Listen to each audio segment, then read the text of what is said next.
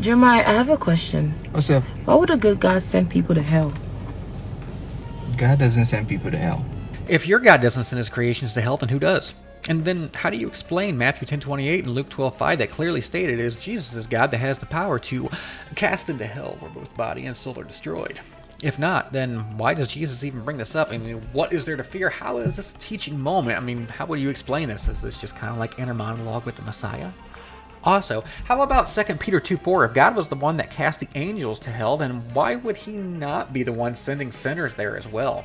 Or we could always talk about Revelations 20:15 that states that those whose names were not found in the book of life were cast into the lake of fire. By definition, if you're cast, there must be a caster to cast the castee. Who's doing the casting? The angels?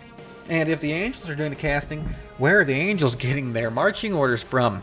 Inquiring minds want to know. Actually, we were already on our way to hell. And what God did is he gave us a way out. Should we be flattered by this? It's a way out from a hell that he created in the first place to punish people who can't agree on a set of rules that are so vague that they fit the Holocaust into their charter as doing God's divine work.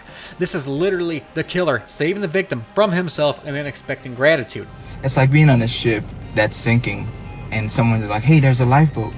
You can choose to get on the lifeboat, but if you reject the lifeboat, you automatically go down with the ship. Yes, and the one trying to compel you onto the lifeboat is the same one who intentionally crashed the ship into the iceberg, knowing about the iceberg before the ship even set sail.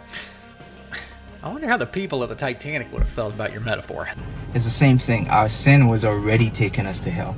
And God gave us Jesus and says, this is the lifeboat. But if you reject the lifeboat, you're automatically going where you are already headed.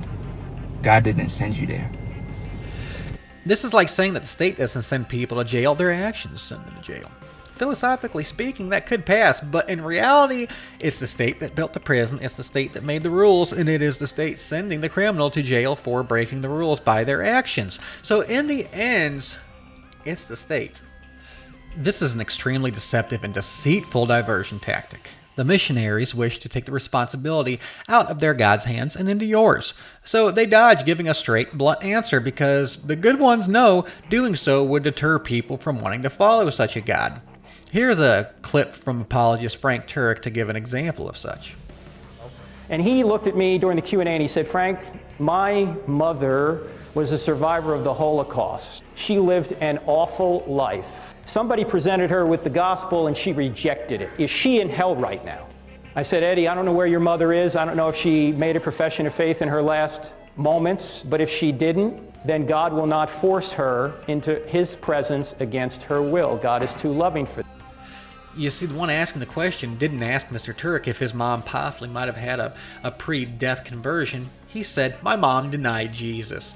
Frank added all that other crap in, because the end question is very simple. And the answer to that question is simple. No, your mom didn't go to heaven, your mom's burning in hell. But Frank has to give the question in such a way it makes his God look loving. And something to think about, if Hashem, the God of the Tanakh, the one true God, at Mount Sinai, simply giving mitzvot, commandments of life and death, made it so clear that anyone can understand it, why wouldn't he do the same whenever eternity is on the line? Wouldn't he cut through all the philosophical BS and loads of parables given on hills and cut straight to the chase? Well, apparently, Mr. Jeremiah, who posted this, and Mr. Turek, their God, doesn't think that cutting straight to the chase is a necessity. And honestly, this meme is the best way to describe what Jeremiah and Frank here don't have the spine to say. Let me in. Why? So I can save you. From what? From what I'm going to do if you don't let me in. Go away or I'm calling the cops.